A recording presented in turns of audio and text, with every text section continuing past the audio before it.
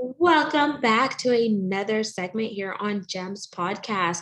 With me today in the hot seat is a special guest by the name of Joseph, who goes by Joe Rotella. And let me tell you a little bit more about him so you know what you're in for. So, Joe started his graphic designing career in 2003. As he grew and became a better designer, he moved into other creative content and multimedia design, building his skills. One of those skills was audio recording and editing. With being a musician, audio recording and engineering became a regular addition and has been learning the ins and out of audio ever since. Beginning his freelance and podcasting journey in 2019, it led to some new ways of how he distributed multimedia, and he started his business, The Wild One Media. He also had an interest in cryptocurrency in 2017, so he decided to take a path of learning all about it. Knowing that this crypto market is young and new, he would find a way to teach others all about it, which allowed him to start his Crypto 101 show back in April of 2021. And without further ado, please welcome the man behind it all, Joe Rotella. Thank you, Genesis. I really appreciate it. My pleasure. And I should have known you did something in music because I see all the guitars behind you. Oh, yeah. Yes. Yeah. This is my little office space somewhat. So, yeah, all the guitars behind me and stuff. Yep. Super cool. And before we dive into the meat and potatoes of the segment, where we're going to get into crypto, Web 3.0, NFTs, and exchange, which are all like some of your babies, plus you'll probably cover a little bit on blockchain high level, I want to give you the chance for the audience to connect in a fun and personal way. And I like to do that by giving you two options. So the first one is we could do an icebreaker, or we could play a rapid fire 10-question game. What are you in the mood for? Let's do an icebreaker. Okie dokie. So we're breaking the ice with Joe. I want you to share something crazy that you have done in your life or a fun and interesting fact about yourself. Oh, man. Well, I'm a solo dad. I have my partner, my girlfriend, who helps out, but raising a child as somewhat of a solo parent for a while, and then she came on board. That is extremely difficult to navigate, especially as a man and having a daughter, because the two thought processes are different, and it's taught me tremendously. I always say that I believe every man should have to raise a daughter just to understand more empathy and sympathy and the realm of a female's mind, because it's incredible to experience it from a different angle and stuff. And a lot of people don't know that. A lot of people see me and just think I'm kind of like this weird musician-y band person, but no, I have a massive enjoyment of being a father. And as an icebreaker, I just feel like that's something a lot of people don't recognize of me or realize of it. So, and that's one of the reasons why this podcast was originally started, was to kind of leave a legacy mark for her to understand the functionality of like a new financial industry that one day she can take and understand how it all works and stuff. So Oh, that's super cool. And I was hands down a dad's girl. But it's so funny that you mentioned that because when my parents had me, my mom had me late in life. She had me around 37. And when she would go to work, my dad would be home in the day so they could like alternate. So he was afraid to give me a bath because he said, oh, she was so tiny. I didn't want to like hurt her or anything. So like he found like a neighbor, like this woman, and said, hey, can you come help me give my daughter a bath? And then the neighbor became really good friends with my dad and my mom told him, I told you I'll take care of that if you didn't feel comfortable doing that. So like I could resonate with that. And like when I found out that I was expecting, I wanted a boy because I was like, I'm so not girly. Like I love doing like four-wheelers, ATVs, yeah. zip linings, and all of that stuff. And when I found out I was having a girl, I was like, interesting, because like I pay to get my hair done, except now because like I just shower and go because it's just it's just so much to just stand up and just straighten my hair with my cheat, like, because my hair is like super, super curly and I like it bone straight. And Yes. then I was like, oh my gosh, I do my nails, but someone else does that. So I was like, interesting. And my husband was like, hands down, he wanted a girl. He's like, I just knew it was going to be a girl from the get go. And I was like, I hope she breaks you down like I did my dad, because my dad was like starting my car. Up until the point where like I was married and well into marriage, like he would start my car every morning. He would make me a fresh cup of tea. Then he would put my water Yeti cup in there, loaded my bags and everything. So all I had to do was just step out the door and I was like good to go. And my husband's like, I'm not doing that. I'm not your dad. And I was like, I can't wait till you have a daughter and she makes you do that.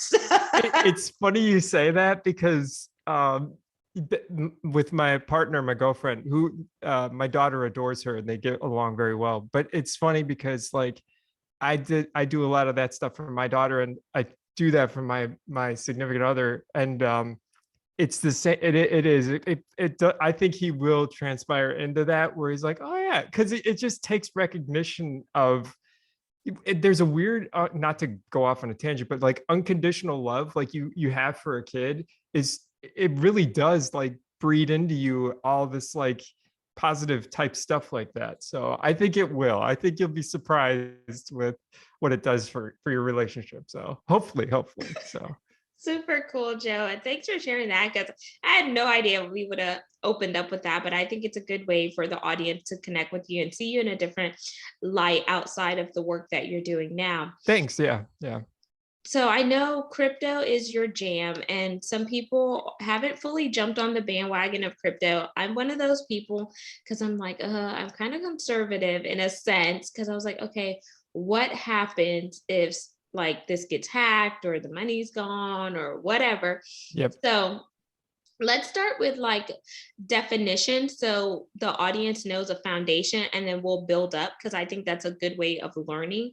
So let's start with crypto first. So whenever you think about crypto and getting into the industry, what were some of the myths that you had and then how did you find out the facts? Sure. So I want to preface too, like I am not for nor against crypto. It's more or less for me, like the start of the podcast was to give better critical thinking about it and understanding. And that's a perfect so for me personally, like I had the same thought process as everybody else. Like this is fraud, this is this is that. And a lot of people, like a lot of crypto heads don't like that I say this, but it's like I would say 95% of crypto is BS.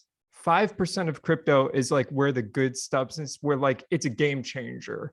So starting with like some of the similar basics and stuff like that, crypto is basically a digital asset. Like you can't tangibly hold a coin in your hand like a Bitcoin. It doesn't like exist. It basically you have to think of it like an encrypted piece of software is the easiest way to think of it. And you can use this to trade for goods and services between a buyer and a seller, or you can go to what they call a coin exchange, which is how you purchase crypto if you're new to it. And a lot of people think with fraud that like immediately like crypto is just based in fraud.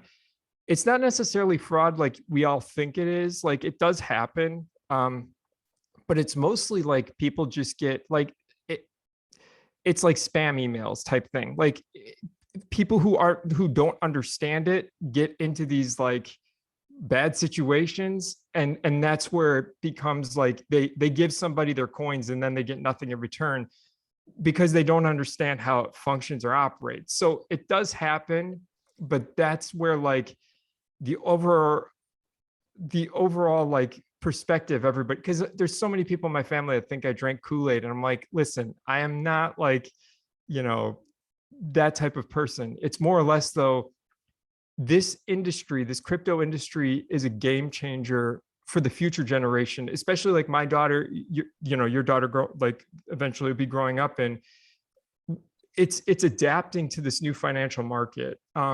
And there's a lot of economics behind this whole thing. And I try not to like overwhelm people with it, but like you kind of have to understand the financial industry because cryptocurrency is decentralized, where like fiat currency, like the US dollar, is centralized. And Mhm. that basically means you have a central point of authority. So, like the Federal Reserve is the US government's central point of authority. With crypto, it's called decentralized because not one single entity owns it. Everybody that runs the software or the network, like the blockchain network, they own the cryptocurrency. So I'm trying to make this as simplified as possible So in let a me ask condensed version. Go a ahead. Go question ahead. there. So like with the decentralized versus the centralized, it's almost like compliant. So one is a compliant and one Yes. is not necessarily compliant, regulated or backed.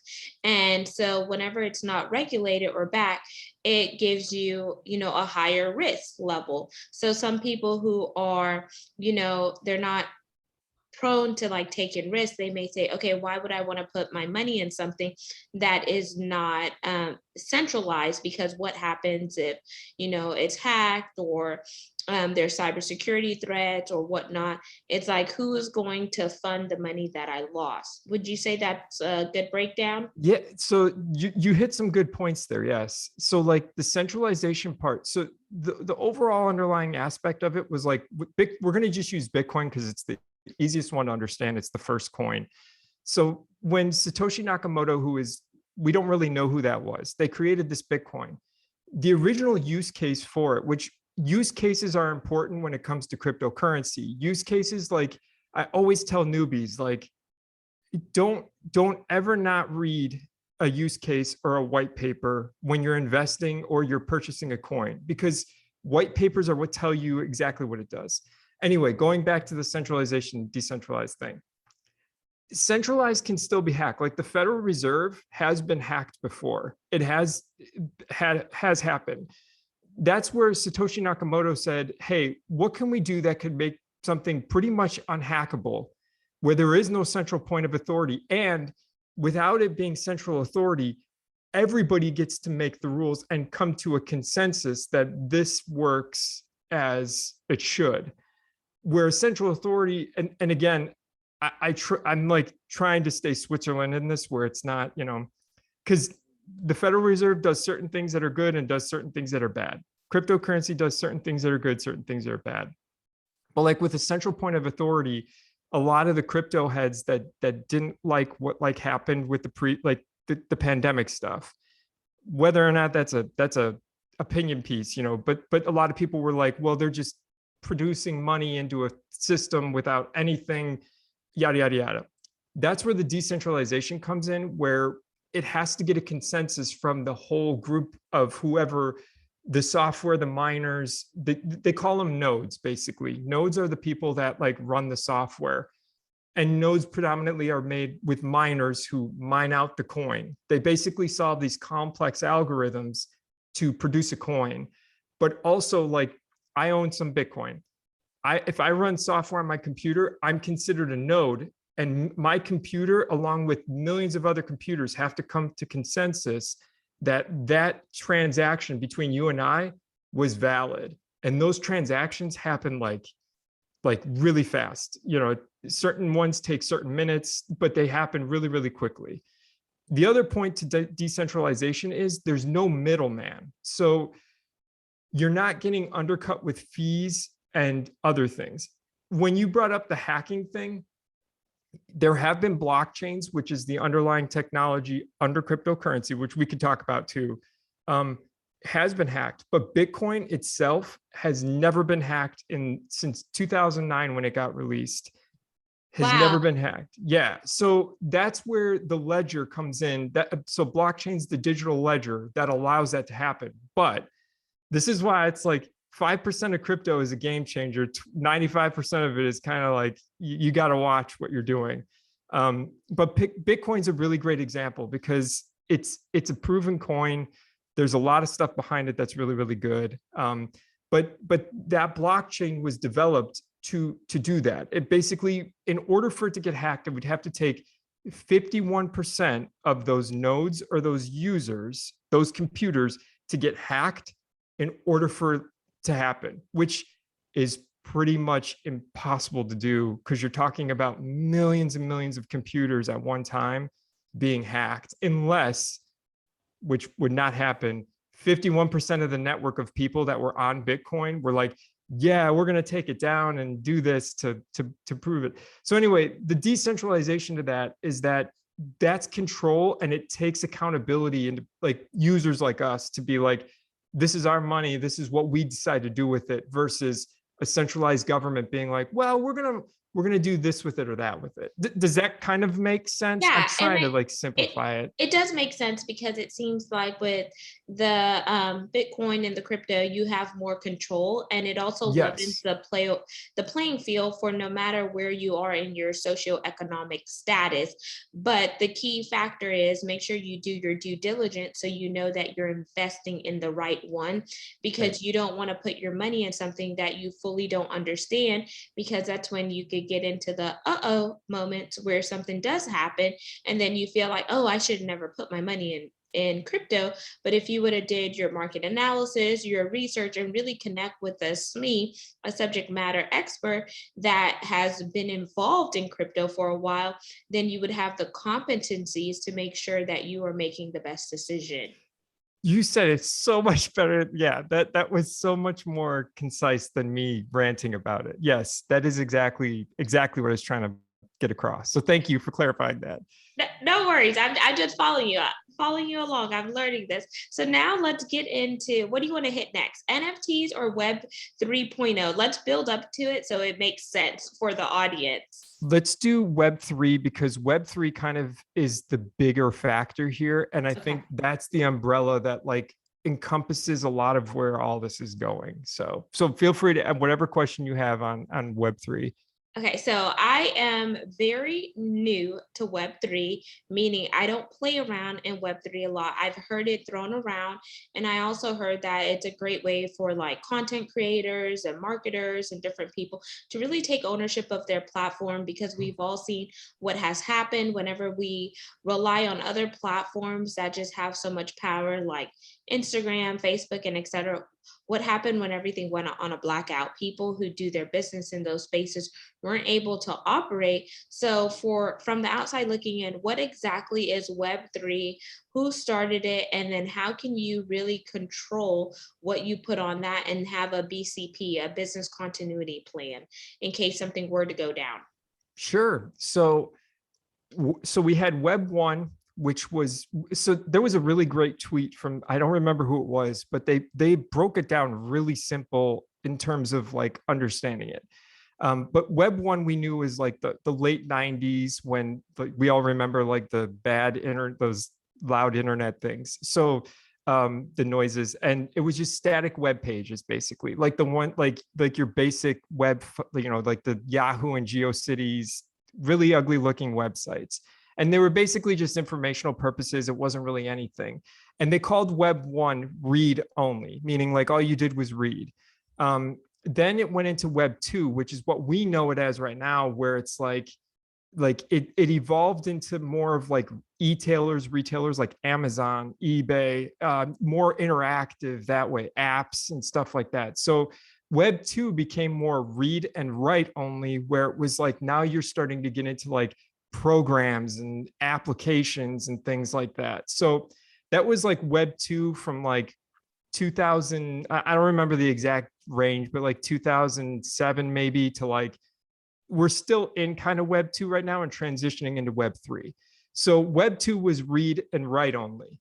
Web 3, where it's going, is going to be read, write, and own only. And what that means is people like big data was Web 2, like where Facebook, social media, like they were collecting data, and a lot of users didn't like most of us don't like that. It's used kind of against us. This is where cryptocurrency with the decentralization comes in under the Web 3 thing, because blockchain allows you to own your own data, like your account, like we talked about before, is accountability. And that's where Web 3 is going, where it's like it's integrating AI, it's integrating crypto NFTs of ownership type stuff. There's a whole other mask of that that's like coming into this Web3 playground and all that stuff. And that's where it's going. It could take 2 decades. We don't know yet because it's still merging into what we think it is. But it's basically where people are going to be owning their own information. And when it comes to like the whole business side of things with ownership and stuff, and like if we have the blackouts, I don't know necessarily. I couldn't tell just because it's so new. It's so new and the technology is still evolving. Like we're not even there yet with anything, but it's the AI side of things is where we get really crazy. Like we see all with like the Instagram filters and stuff, like that's all becoming like, or the TikTok, whatever they are, yeah, like that's all integrated with a Web3 type setup where it's evolving into, where you're talking about. So if people understand that, where it's owning your own information, you're accountable for it, that's where it's kind of evolving into, if that makes sense, with the versus the Web 1, Web 2 into Web 3. And that includes crypto, NFTs, AI. There's other sectors too that now I'm forgetting about, but there's so much aspects into that where it's coming into. And it sounds like with Web3, it's giving people the more creativity power because you mentioned in Yep. Web 1, it was read only. So all you could do was go there and consume the information. You can't add Right. anything to it. Web 2, you can consume and you can add. Web 3, you can consume, add, and control. So you have the gatekeeper on the information that you post. You can either keep it up, you could take it down. You may not have to go email someone and say, hey, this is no longer serving me, or someone put this up about my brand. I need to take it down. You have the luxury to pull it down and really protect your brand and your assets in a sense. Would you say that's a good summary? Totally, yes. That's a great summary, actually. I told you you do a way better job of summarizing in simple terms than me. Yes, that is exactly. It's the ownership of it is the key. And that's why like that 5% of own, like that ownership idea is a game changer to me, because I know a lot of my family and friends are tired of that big data owning information, and how many times do we see them get hacked? And again, that's where, and I try not to paint a utopia of this whole Web3, because it's dangerous to do that, because a lot of the big tech companies are still in control, and that's kind of where the dictation of where it goes. So it's a little scary to know that's who's kind of front ending this whole situation, if that makes sense. Yeah, like I'm over here processing it. So that's why the wheels are turning. Because whenever you say whoever's front ending it, it's like you already know if you're in the space because you know that it's you. Is how I'm thinking about it from like just with blinders perspective.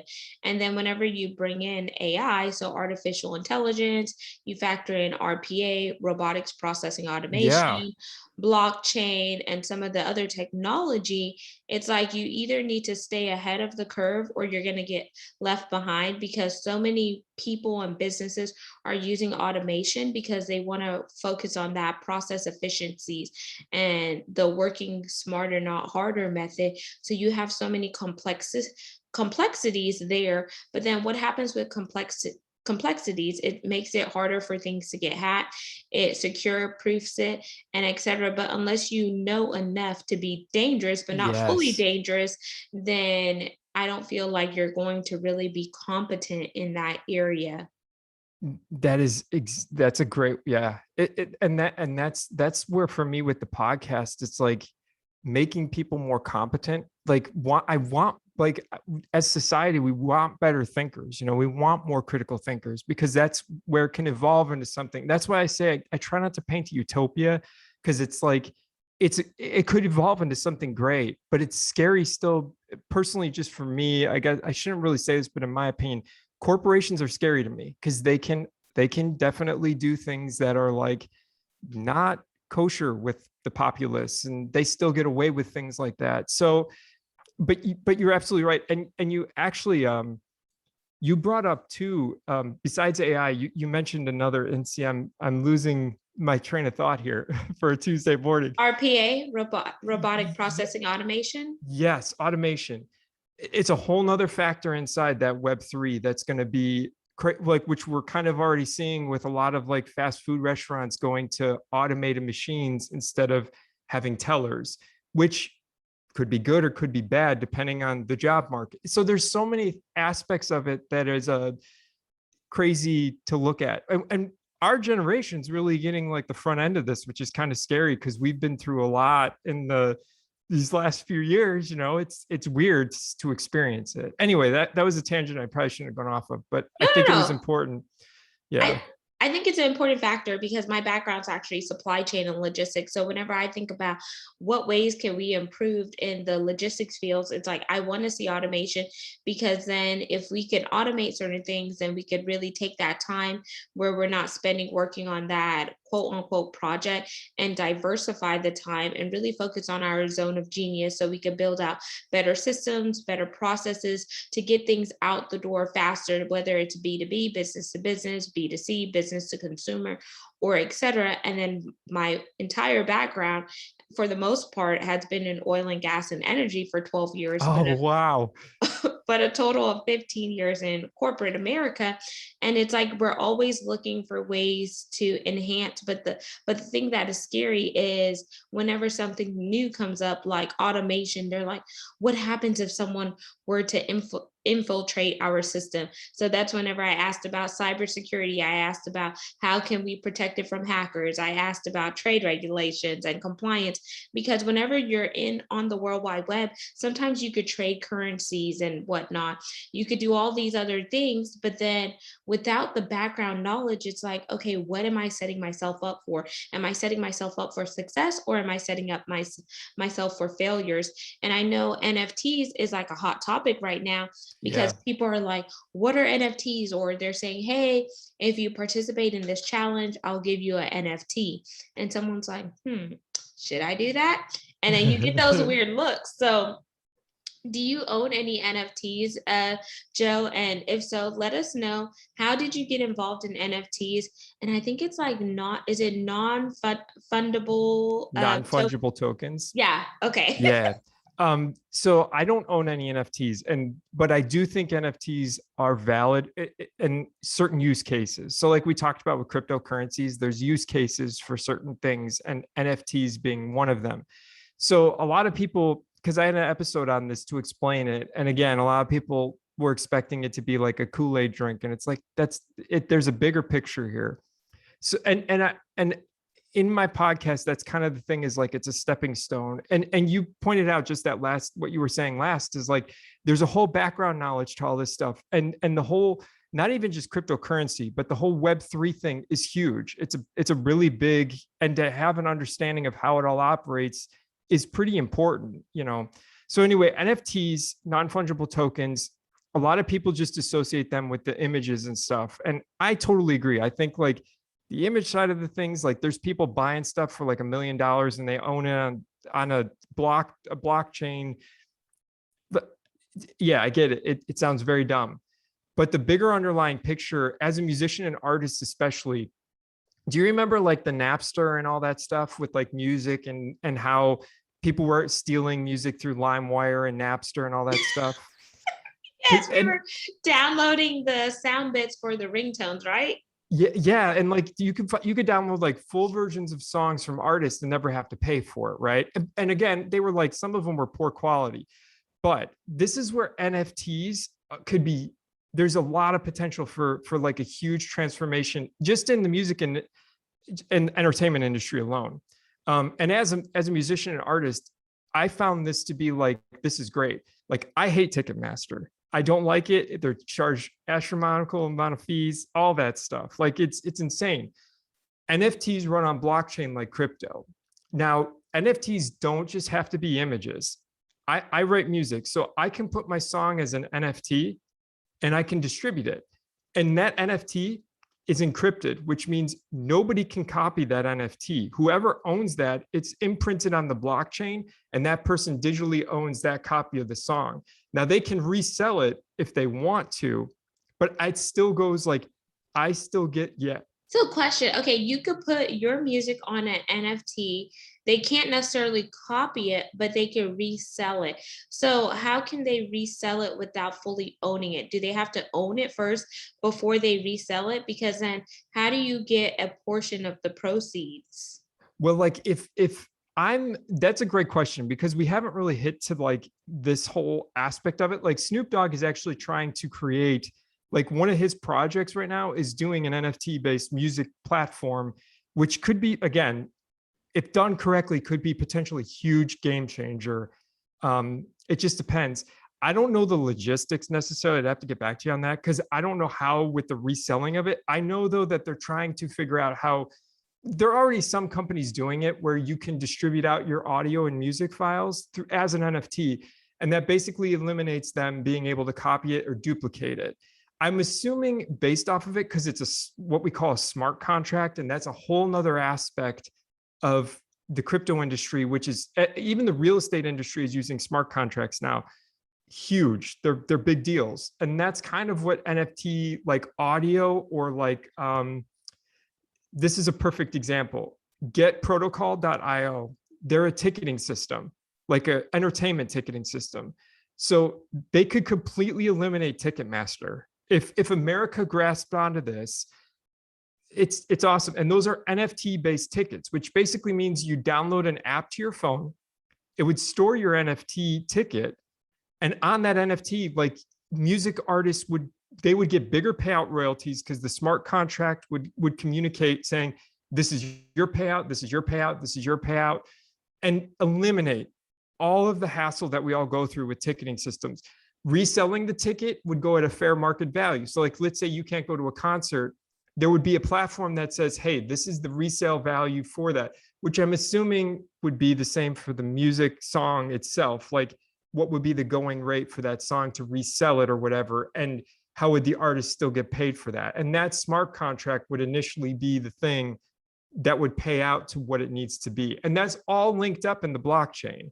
And that's what prevents it from being hacked. That's what allows it to be distributed. But you could purchase a song of mine, somebody else would purchase it. All of you would each have your own song, but you would have a specific encrypted, that version of it is yours encrypted.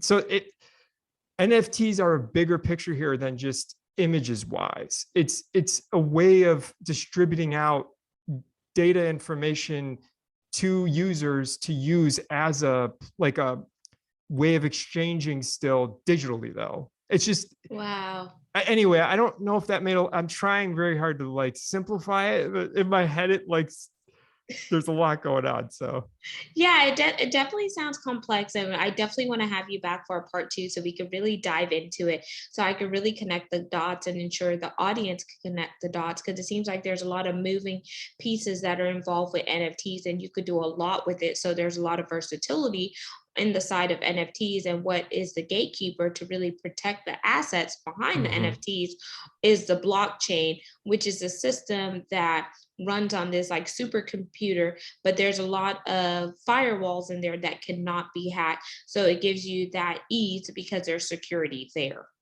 Yes, yes. And that blockchain is that underlying Web3 that's making things that security wise really, really well. So Amazing. So as we begin to wind down, Joe, is there any other thing that I did not ask that you want to mention that's going to add value to the conversation regarding NFTs, crypto, Web3 that you want to just let the audience know? Or if not, we'll jump into the call to action.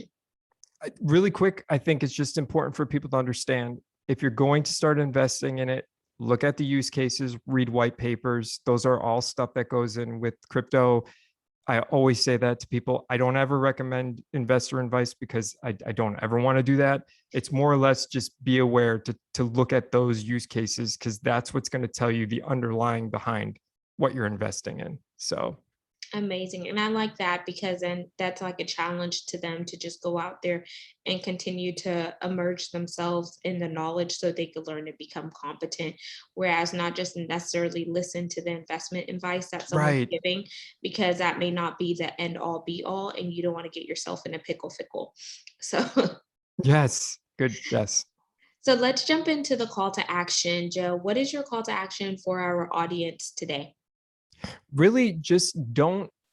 I know it's a new market. I know it's not, it's a, there's a lot to understand, but it's to be on the front run of it just so you're not on the tail end of it. It's better to know it in the head of time. You don't have to agree with everything with it with cryptocurrency, but it's to understand it, because whether we like it or not, it's coming, and it's a game changer, whether it's good or bad. And just to be aware of it and to try to learn as much as you can about it so that you're not tail ending it afterwards or whatever. So that's kind of my call to action with all of it. So And Joe, how can they connect with you via your website?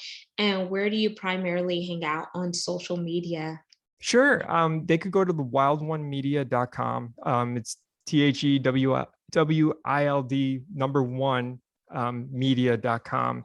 And then I'm on Twitter and Instagram with crypto. So it's the Crypto One-on-One Show. My handles Instagram, Twitter, Facebook. And there's an email address in my podcast information if you want to get a hold of me through the crypto show. If you have questions or anything, I'm always game to answer any questions. I'm always game to take criticism. I'm okay with it. That's a part of being, so, but they can reach me predominantly through the website would be most likely the easiest. So Okay, amazing. And I will link the website in the show notes as well as that email address if you want.